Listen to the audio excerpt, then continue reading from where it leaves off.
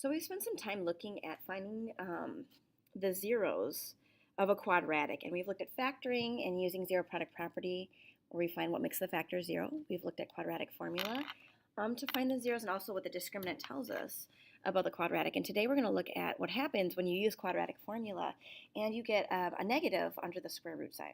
So first we'll start with a review. Find the A value, and write the equation of the quadratic in factored form. So factored form looks like this. We have y equals, there's some A value here, which is kind of like the slope. It makes it skinnier or fatter, your graph.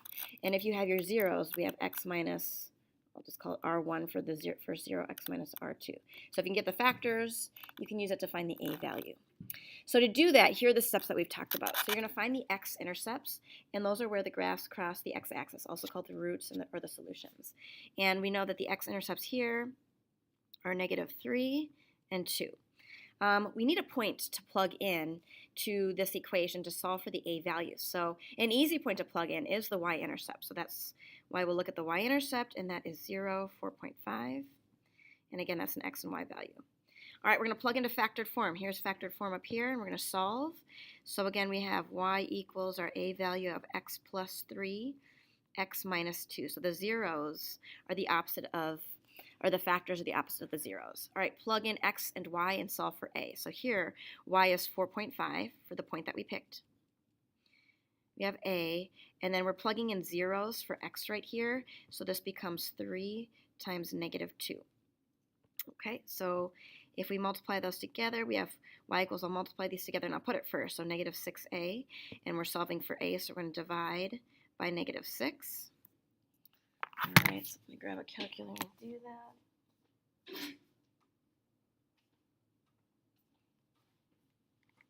Okay, so if I take 4.5 divided by -6, we get -0.75.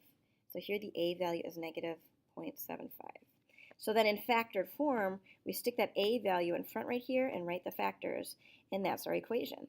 So I'll write it in pink. We have y equals, the A value is negative. It should be negative because it's a frown. It's a U-shaped down graph, parabola. And we have our x plus 3, x minus 2.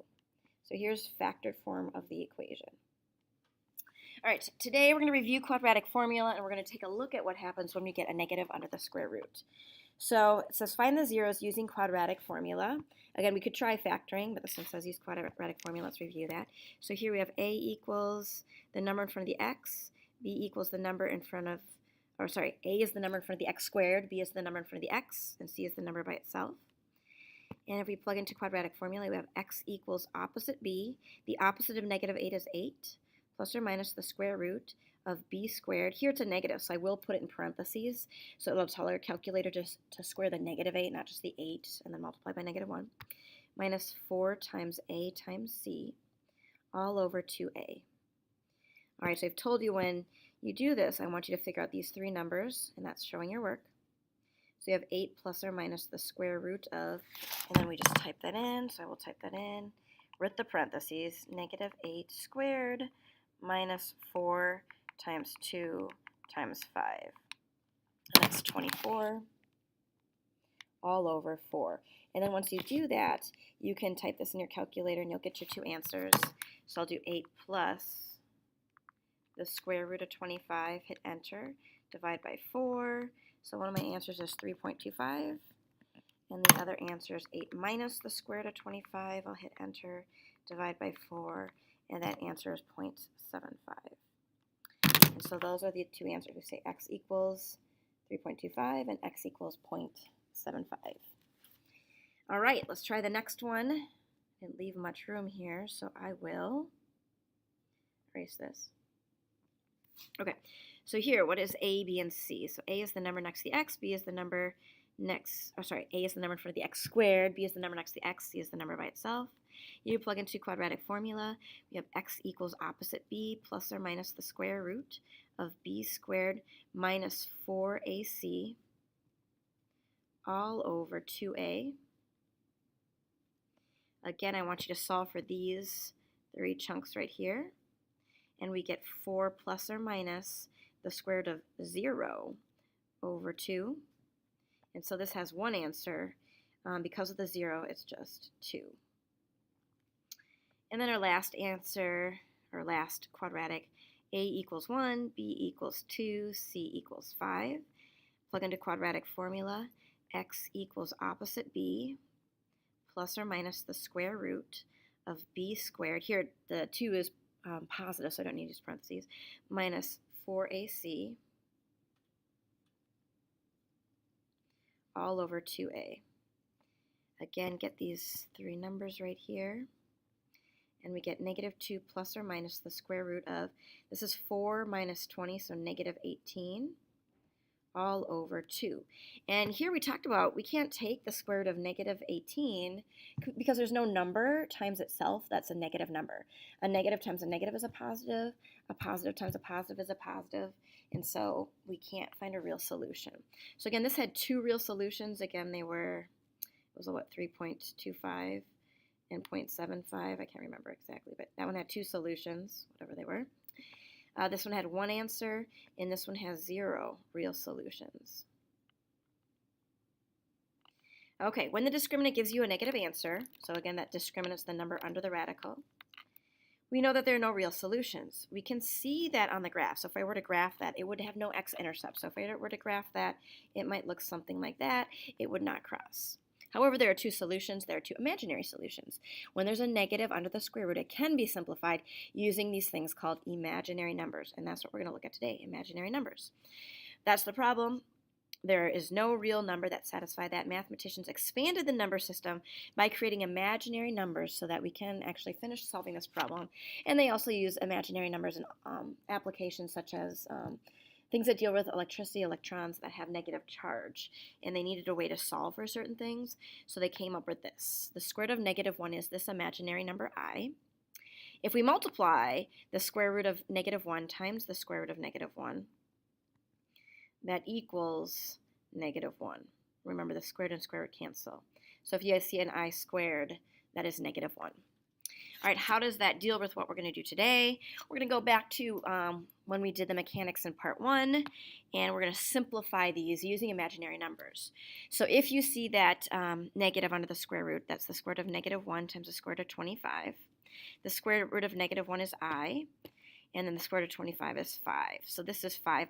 Usually we put the number first, the real part first, the 5, and the imaginary part second. All right, we'll take a look at this one. Again, separate it. What multiplies to negative 18, negative 1 and 18. And that's an I. But then we can simplify this one further. What's the biggest square number you can divide 18 by? And that's 9. 9 times 2. So this is I times 3 times square root of 2. And again, usually we put the imaginary part last. So it'll be 3 times the square root of 2i. All right, the next one, again, pull out the I, and the square root of 8i. But then the square root of 8 you can simplify further. The biggest square number you can divide 8 by is 4.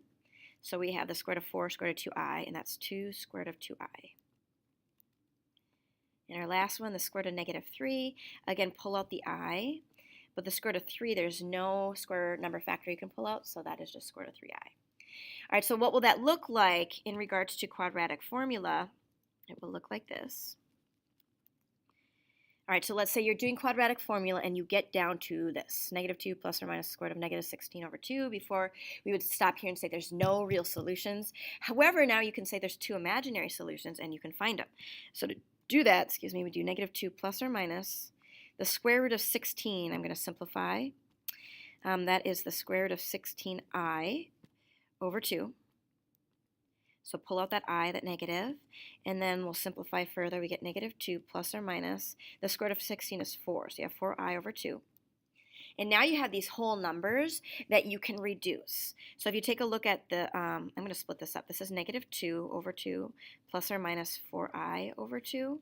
So I'll just kind of divide it apart with that plus and minus. And we can simplify. Any number divided by itself is 1. And then 4 divided by 2, we can simplify those whole numbers that are not underneath the radical or within, underneath the radical. So this will be 2i. So there's two imaginary solutions. One is if I were to actually write out both solutions, one would be negative 1 plus 2i, and the other would be negative 1 minus 2i. So those are the two imaginary solutions. And that's what we're going to practice today. So more quadratic formula, but you are going to get some square root of negative numbers, and you're going to pull out the I and simplify. All right, so let's try this. Let's find a. B and C. Here A is 1, B is negative 2, C is 3. Plug into quadratic formula, x equals opposite B, so that's 2, plus or minus the square root. When you have a negative, put it in parentheses under your radical. So negative 2 minus 4AC all over 2A. Okay, let's keep going below. So here we have x equals 2 plus or minus the square root of, this is 4 minus 12. 4 minus 12 is negative 8 over 2. All right, let's simplify that radical right there. So we'll get x equals 2 plus or minus.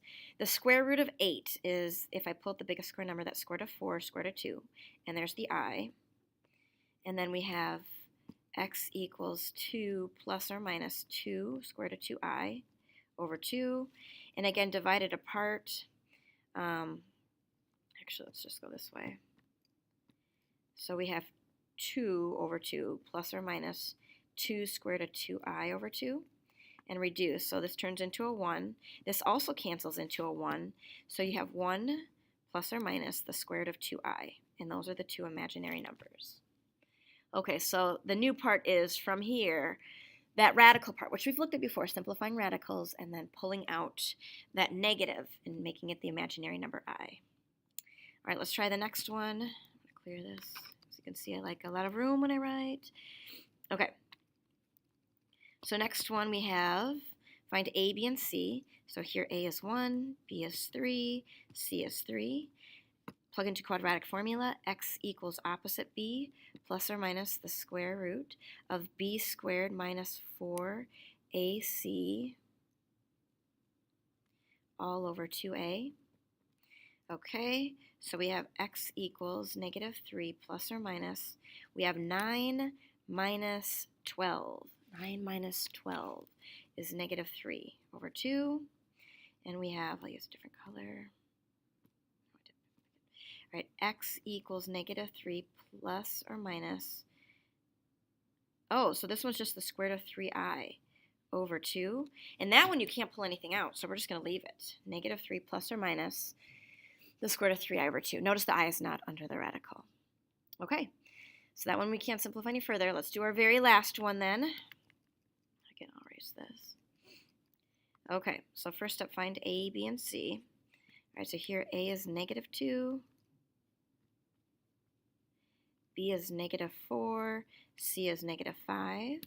So we have x equals opposite B, so 4 plus or minus the square root of B squared. So put that in parentheses because it's negative. Minus 4, to squeeze in here, times negative 2 times 5. Squeeze it in, all over 2 times negative 2. All right, so let's simplify. We have x equals 4 plus or minus the square root of, this is 16, I'll just type this one in, so we have negative 4 squared minus 4 times negative 2 times 5. All right, so that's 56. Oh, this one works.